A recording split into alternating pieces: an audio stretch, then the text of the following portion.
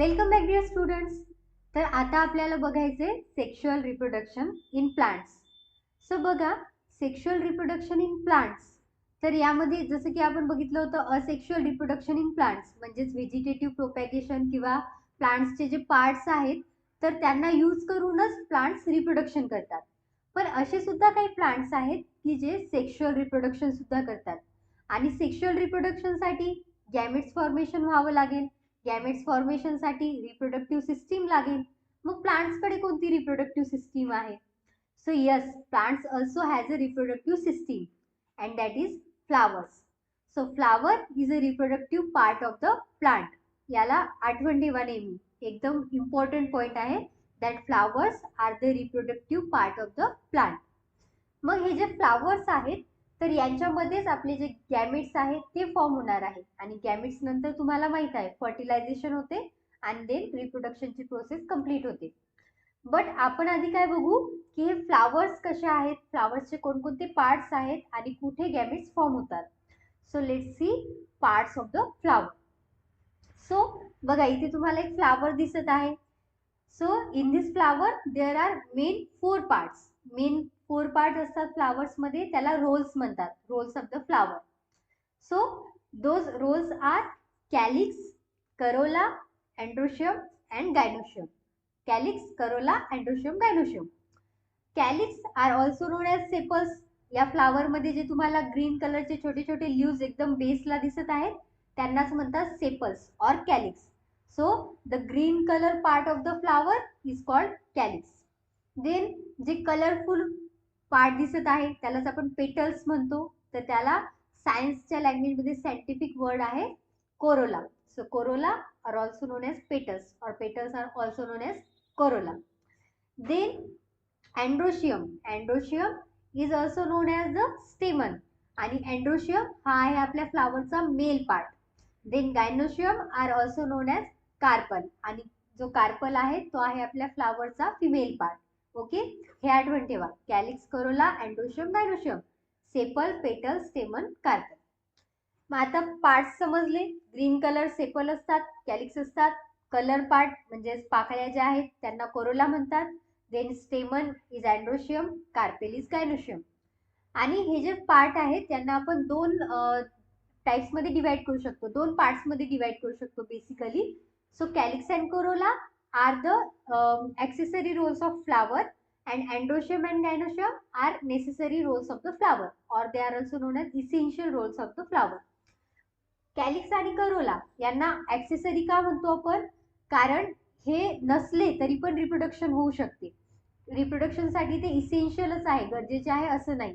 ते फक्त काय करतात, आतले जे रोल्स आहेत रिप्रोडक्शनसाठी लागणारे नेसेसरी रोल त्यांना प्रोटेक्ट करतात, फ्लावरला एक सोबत पकडून ठेवतात.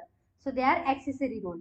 आणि अँड्रोशियम, गायनोशियम काय आहे, त्याच्यामध्ये गॅमेट्स फॉर्म होणार आहे आणि गॅमेट्स शिवाय तर रिप्रोडक्शन होणार नाही. So they are necessary whorls. ते नसले तर रिप्रोडक्शन होणारच नाही. So they are essential or necessary whorls. Okay, एवढं क्लिअर आहे.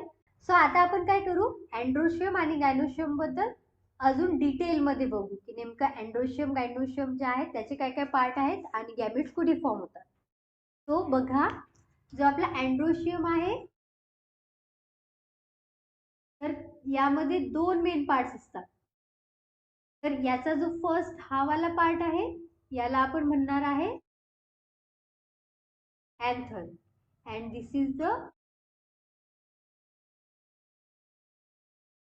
filament. हा जो अँथर आहे याच्या आतमध्ये खूप सारे ग्रेन्स लाईक स्ट्रक्चर असतात, दाण्यासारखे स्ट्रक्चर असतात. यांनाच म्हणत असतात pollen grains. Okay, these are also known as pollen grains. आणि हे जे पोलन ग्रेन्स आहेत यांच्या आतमध्ये जर तुम्ही बघितलं तर पोलन ग्रेनच्या आतमध्ये फॉर्म होत असतात गॅमेट्स.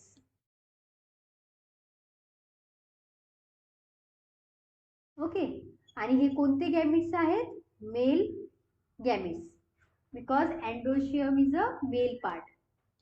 स्टेमन यालाच आपण म्हणणार स्टेमन or androecium, and it is a male part of the flower. त्यामुळे त्यांच्यामध्ये मेल गॅमेट्स फॉर्म होतात. अँथर, अँथरच्या आत असतात पोलन ग्रेन, छोटे छोटे पार्टिकल्स, दाणे. आणि त्याच्या आतमध्ये होतात मेल गॅमिट्स फॉर्म. त्यानंतर आहे second female part of the flower, that is gynoecium. So gynoecium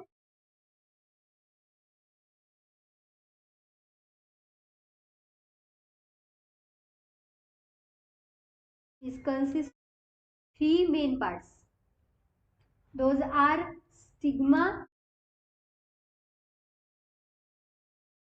style and ovary. गायनोशियमलाच आपण म्हणतो कार्पेल. आणि ही जी कार्पेल आहे त्यामध्ये तीन मेन पार्ट आहेत. एक तर स्टिग्मा, दुसरा हा जो ट्यूब लाईक पार्ट आहे त्याला स्टाईल म्हणतात, आणि जो खालचा बेसचा पार्ट आहे it is called as ovary. Inside ovary there are ovules present. या ओव्हरीच्या आतमध्ये ओव्ह्यूल्स असतात. आणि जर तुम्ही या ओव्ह्यूलला बघितलं झूम करून किंवा मायक्रोस्कोपच्या खाली, तर याच्यामध्ये फिमेल गॅमेट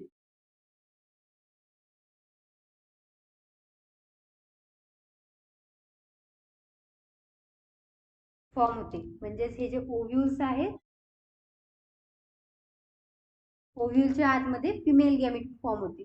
आणि यालाच आपण एग सुद्धा म्हणतो, एग सेल. ओके. आणि त्यासोबतच इथे एक न्यूक्लियस सुद्धा असतो. So carpel or androecium or gynoecium is a female part of the flower. It consists of three parts: stigma, style, ovary. Inside ovary, ovules are present, and inside the ovule, female gametes or egg cells are produced. Okay, male part female part समजला फ्लावरचा. आता बघा, हे जे दोन part आहेत यांच्या presence किंवा अब्सेन्सच्या बेसिसवर दोन टाईपचे फ्लावर आपण म्हणू शकतो. There are two types of flower on the basis of presence or absence of male and female gamete, androecium and gynoecium. So those are unisexual and bisexual. If only androecium or gynoecium is present in a flower, it is called unisexual flower. Suppose एक flower आहे आणि त्या flower मध्ये जर फक्त androecium present असेल किंवा gynoecium present असेल, त्याला आपण म्हणणार युनिसेक्शुअल फ्लावर, कारण त्यामध्ये दोन्हीपैकी एकच कोणतं तरी प्रेझेंट आहे पार्ट. आणि या फ्लावर्सला आपण अजून दोन टाइप्स मध्ये डिवाइड करू शकतो, male flower and female flower. So the flower which has male part in it is called male flower, ज्याच्यामध्ये अँड्रोशियम प्रेझेंट असणार म्हणजेच मेल पार्ट, त्याला आपण मेल फ्लावर म्हणणार. ज्या फ्लावर मध्ये गायनोशियम प्रेझेंट असेल त्याला आपण फिमेल फ्लावर म्हणणार. आता दुसरी कॅटेगरी आहे बायसेक्शुअल फ्लावर, म्हणजेच एकाच फ्लावर मध्ये दोन्ही पण प्रेझेंट आहे. When both the gynoecium and androecium are present in a same flower. एकाच फ्लावर मध्ये मेल पार्ट पण प्रेझेंट आहे, फिमेल पार्ट पण प्रेझेंट आहे, तर तेव्हा त्याला आपण म्हणतो बायसेक्शुअल फ्लावर. जसं की फॉर एक्झाम्पल हिबिस्कस, आपण सर्वात आधी जे फ्लावर बघितलं होतं, तर एकाच फ्लावर मध्ये दोन्ही पण पार्ट्स प्रेझेंट होते. It is a bisexual. And papaya flower, they are unisexual because they have a male and female, both different flowers. Okay, so हे लक्षात ठेवा.